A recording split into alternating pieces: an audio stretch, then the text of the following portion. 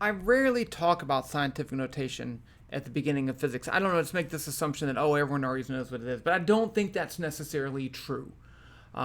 So let's just jump into it. There is one very, very important thing that I like to point out, and we'll get to that in a second. It has to do with calculators. So in physics, don't worry about this stuff. I just wrote it down so I wouldn't forget. In physics, we deal with things like distance in meters. So suppose I have this block right here, and I want to measure the length of it. Well, if I use meters, I may get something like the length of it is 0.15 meters, which is 15 centimeters, and that's fine. I'm just picking a value. But what if I wanted to measure like the size of, or do calculations with the size of a cell, a skin cell, or some bacteria or something like that? I may have distance of something like 0.000. It may not be that because I'm just counting the zeros. 0.0028 meters. Or what if I have the distance to the mass of the sun, of the Earth, which is I have right here. I could write the mass of the Earth is 5, 9, 7, 2, 1, 2, 3, 4, 5, 6, 7, 8. I'm not going to even count them all. It's too big. I can't write it down. I don't want to write that down. Nobody wants to write that down. So instead we have to use scientific notation. So scientific notation is a way to write either very small or very large numbers without having to do a lot of work. And it's not just that we're lazy, it's only partly that we're lazy. Because no one wants to write that. But it's also, it's tedious to have to write these things out like that. So instead, what we're going to do is to write a number as a number and a factor of 10. So let's just write this in scientific notation, which we totally do not have to do. So let's say I write L is 0.15 meters. I could write this as equal to 1.5 times 10 to the negative 1 meters, right? Because if I have 10 to the negative 1, that's equal to 1.5 times 0.1, and if I multiply that out, I do get 0.15. So it doesn't really help in this case, but it does work. I can break this into a different piece. Let's look at the radius of the Earth, because that's a good one that we can write out. The radius of the Earth in meters is 6371000 meters. Well, I don't want to write it like that, even though that's not too bad. Instead, I can count how far I have to get, how many place values I have to move to get to the first digit. So I'm going to say 1, I can start right there, 1, 2, 3, 4, 5, 6. So if I multiply this by 10 to the 6th times 10 to the 6th and divide by 10 to the 6th, now I'm not changing it. And so if I divide this by 10 to the 6th, that's the same as moving the decimal place over 6 places. But then so what I'm going to do is combine this and this to get 6.37, but then I'm still left with that. 1 times 10 to the 6th meters. Let's do this one over here. Now, in this case, I want to move the decimal place 1, 2, 3, 4, 5, 6, 7. 7 places to the right. So I can write D equals 2.8, and then I'm going to say times 10 to the negative 7th. If I had this times 10 to the negative 7th divided by 10 to the negative 7th, dividing by 10 to the negative 7th is the same as multiplying by 10 to the 7th, and that moves these decimal places over 7 places that way. So, yeah, that's that. And that's still meters. And now, just so you know, it is possible. I could write this as D equals 28.0 times 10 to the negative 8th. That's the same thing, because if I move this over 1 decimal place, then I have to change that to negative 7. Okay, I want to show you the most important thing about scientific notation, because it has to do with calculations and using your calculator, and I don't want you to make a mistake. So suppose I have this equation. The G is the magnitude of the gravitational field. We'll get to that later. It's G times the mass of the Earth over the radius of the Earth squared. That's just a magnitude. So let's put these values in and calculate that in our calculator. So this is going to be equal to g, which I already wrote. It's just a constant. It's 6.67 times 10 to the negative 11th, and it does have units, newtons, meters squared per kilogram squared. That's that right there. And then I have the mass of the Earth, which is right there, 5.972 times 10 to the 24th, 5.972 times 10 to the 24th kilograms.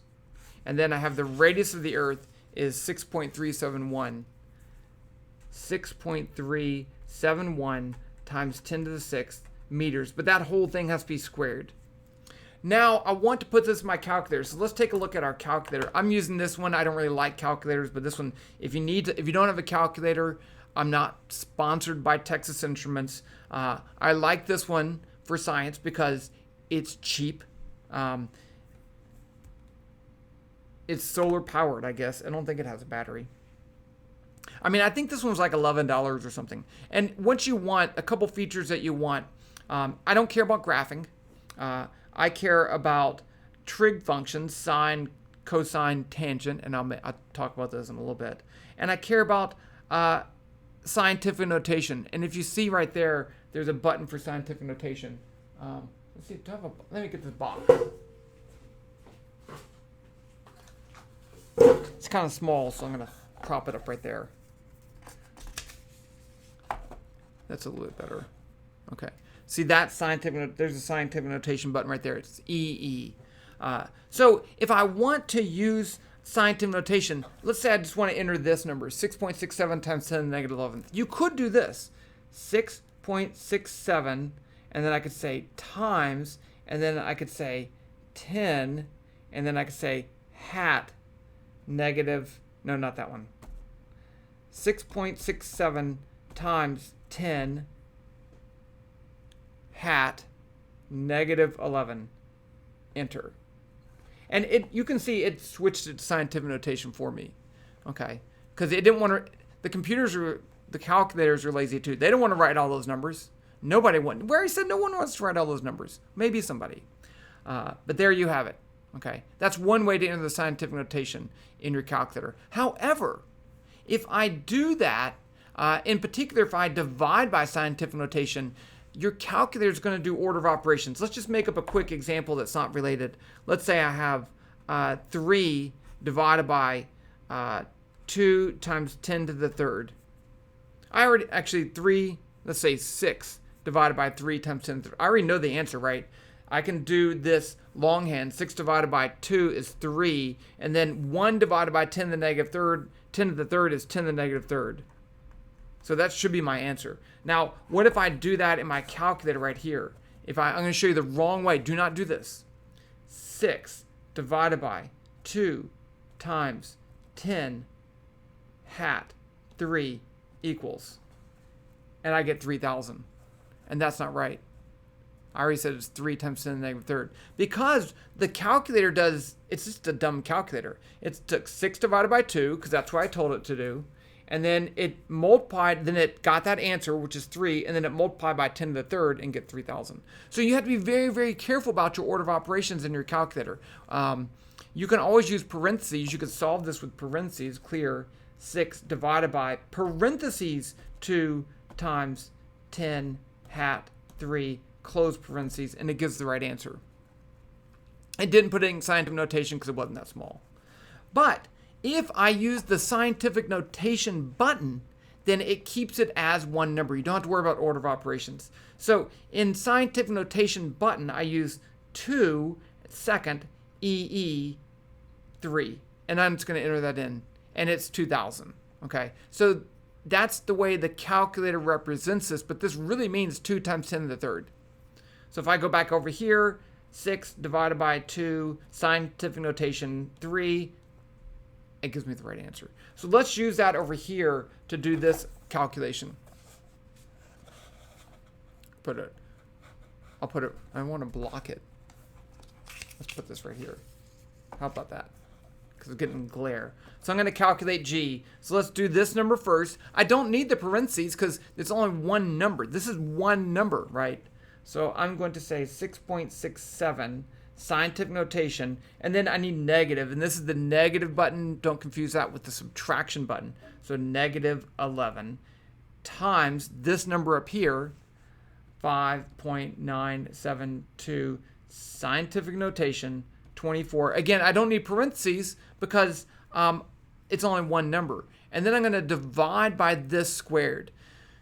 Now, here's where you think you might need parentheses because you don't want to square the whole thing, but it does squares first. So if I enter this, square it with the division, it's going to square it and then divide. So I'm going to say divide 6.371 scientific notation 6 quantity squared equals, and I get 9.8. And that is the right answer. 9.81. Is that right? 1? Yeah, 1. And this will be newtons per kilogram. It's newtons per kilogram because I had a meter squared and a meter squared right there. And then a kilogram and a kilogram. Okay, so that's your reminder to use scientific notation. You really can mess yourself up. And when in doubt, write down different parts. Don't do it all at one step. Use a lot of parentheses. If you're not sure, use parentheses. If you're not sure, write down the intermediate steps. Okay, but we are going to use scientific notation, so it is important to know what that is. Hopefully that helps.